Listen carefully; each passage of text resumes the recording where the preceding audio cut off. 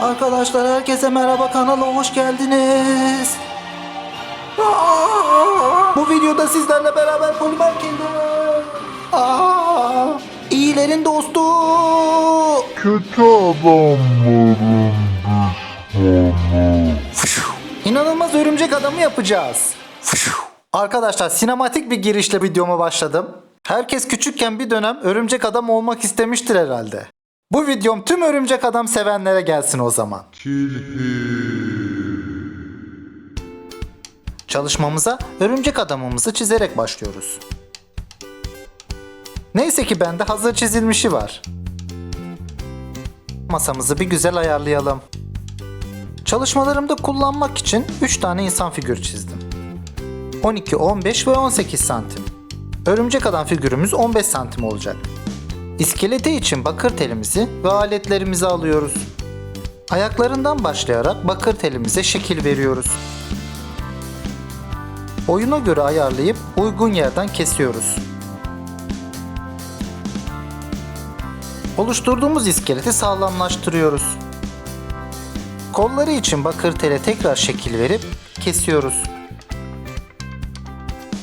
Kolları uygun gibi. Artık bunu ana iskelete bağlayabiliriz. İskelet hazır. Şimdi bu iskeletin üzerini alüminyum folyo ile kaplıyoruz. Gövdesi, beli ve 2 bacağını kapladım. Bir de başını oluşturup iskeletin üzerine yerleştirdim. Artık bunu polimer kille kaplayabiliriz. Tata! Şimdi karşıdaki şekli elde etmek için figürümüzün kol ve bacaklarını uygun açılarda eğelim. Oluşan açıklıklara parça ekleyip çatlakları kapatalım. Oluşan şekli fırınlayalım.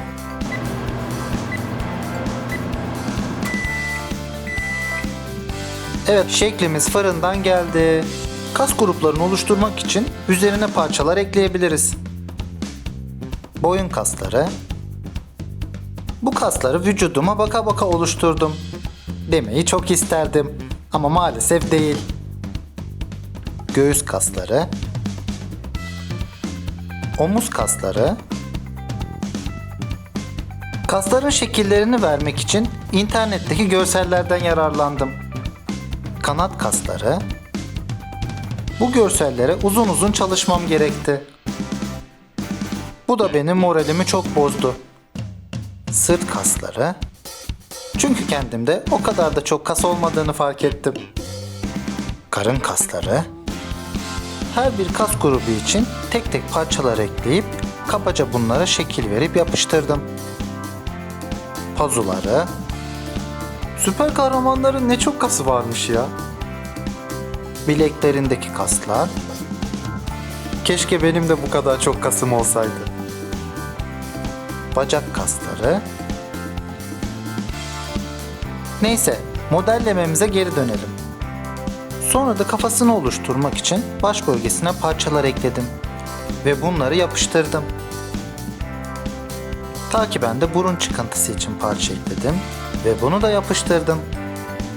Örümcek gözlerini oluşturdum. Boynundaki çıkıntılar için parça ekledim ve bunları yapıştırdım. Şimdi sıra kaslara ayrıntılı şekil vermeye geldi. Boyun ve omuz geçişini oluşturup burayı yumuşattım. Pazuları için ekstradan parça ekledim ve buraları yumuşattım. Arka kol kaslarını oluşturdum. Pazuyla bilek kasları arasındaki geçişi yapıp buralara şekil verdim. Sırtındaki hattı ortaya çıkarıp burayı belirginleştirdim. Şimdi gelelim karın kaslarına. Burası da beni çok uğraştırdı. Örümcek adamın baklavalarını oluşturmak için önce burayı çizdim. Takiben şekil verdim. Bunların adı da yan karın kaslarıymış. Ben de örümcek adamı yaparken öğrendim. Bacak kaslarını oluşturmak içinse her birini tek tek çizdim ve takiben aralarını açtım. Bacakta da bayağı kas varmış. Arka ayak kasları içinse bayağı parça eklemem gerekti. Ta ki ben de bunları iyice yapıştırdım. Avucunu oluşturup işaret ve serçe parmaklarını yapıştırdım. Elin ön kısmına şekil verdim. Ortadaki katlanmış iki parmağı oluşturdum. Ve bunu ele yapıştırdım. Ta ki ben baş parmağını yapıştırdım. Oh yeah! Sağ eli bakır tele yerleştirdim ve bunu bileğe yapıştırdım. Yine avuç içi için bir parça kil aldım ve üstteki 4 parmağı avuç içine tek tek yapıştırdım.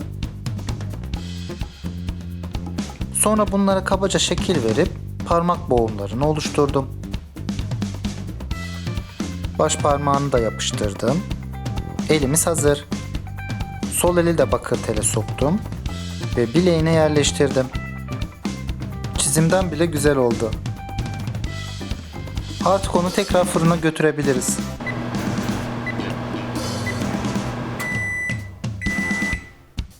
Örümcek adamımız fırından geldi. 4 tane renge ihtiyacımız var. Kırmızı, mavi, beyaz ve siyah. Asetat kalemi, ince ve kalın uçlu fırçalar. Ellerimizi de kolonya ile temizlemeyi unutmayalım. Mis gibi koktu. Bakın hiç virüs kalmadı. İşe örümcek adamın sırtındaki resmi çizerek başladım. Sonra da kırmızı boyayı elime aldım. Başını, vücudunu, sol kolunu, sağ kolunu, sol ayağını, sağ ayağını ve sırtındaki şekli boyadım.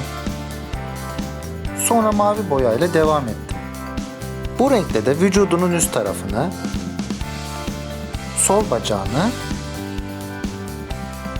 arka tarafını ve sağ bacağını boyadım.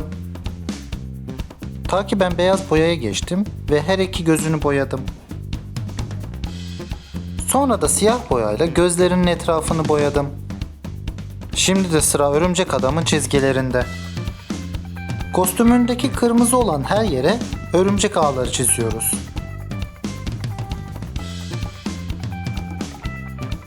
Göğsündeki amblemi de yaptım mı? Örümcek adamımız hazır.